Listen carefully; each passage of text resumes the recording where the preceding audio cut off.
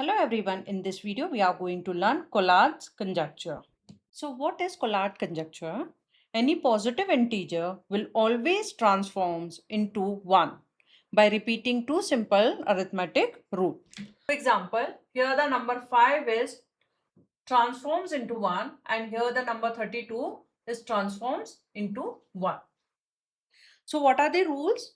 Pick any positive integer n and apply the following steps. If the number is even number, then divide the number by 2. And if the number is odd number, then multiply the number by 3 and add 1.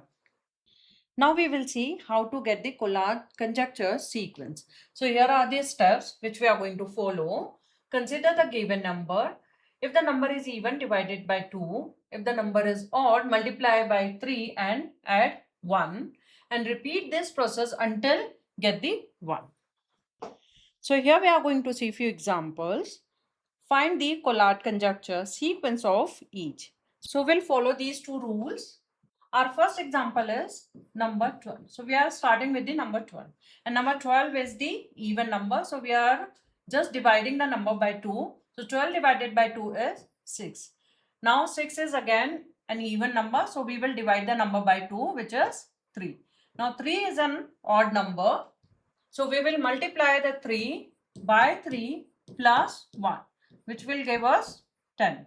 So the next number is 10. Now 10 is an even number, so we will divide the number by 2, we'll get 5. Now 5 is an odd number, so we'll multiply by 3 and add 1. So we are going to get 16, then 8, then 4, then 2, then 1. So this is the Collard conjecture sequence for the number 12. Now we will see our second example, which is 15. So our starting number is 15, which is an odd number. So we'll multiply by 3 and add 1. So our next number will be 46. Now this is an even number. So we are going to divide it by 2. So our next number is 23. Now next number will be 70. Then next number will be 35, 106, 53, 160, 80, then 40, 20, 10, 5, 16, 8, 4, 2 and 1. So this is how we are going to get the Collard conjecture sequence. Now our next example is write the last 5 numbers of Collard conjecture sequence no matter what is the first number. So we have just seen in both the example we had got 16, 8, 4, 2 and 1. Whether our number was 12 or 15. So our next example is if you begin a Collard sequence with the starting integer n equals to 13, what is the fourth value in the resulting sequence? So our starting number is 13, which is an odd number. So we'll multiply by 3 and add 1. So the next number will be 40. The next number will be 20, 10, 5 and so on. But in the question it is asked what is the fourth value. So this is our first value and second value, third value and fourth value. So option B is correct. So here we have our next example. In a Collard sequence, if a positive integer x takes the transition directly to 28 in a single step, what are all possible positive integer value for x? So here in this question, we have got the 28 and our aim to find the previous two numbers from which we have got the 28. So what are the rule to get the Collard sequence? If the number is even, we directly divide the number by 2. So if this number is even, we will divide by 2. So we are going to get the 28.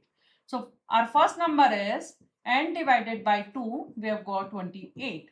So n can be 28 times 2, which is 56. So our first possible number is 56. And if the number was odd number, we will multiply by 3 and add 1. And the resulting number is 28. So 3n, transpose this 1 to here. 3n equals to 28 minus 1. So 3n equals to 27. Therefore, n equals to 9.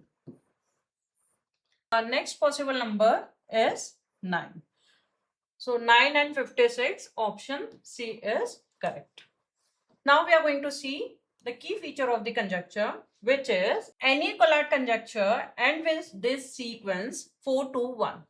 Once the sequence reaches to 1, what will happen if we will apply the conjecture again? So 1 is an odd number. To get the next number, we have to multiply the number by 3 and add 1. This will give 4. So the next number will be 4. Again, 4 is a even number, so we'll divide it by 2, we'll get 2. Then 1. Again, we have got 1, we'll apply the rule, we'll get 4. Then 2, then 1. So what is happening? Applying the rule again leads into an infinite loop. So here I have given two practice questions. Solve this and leave your answer in comment box. Thank you.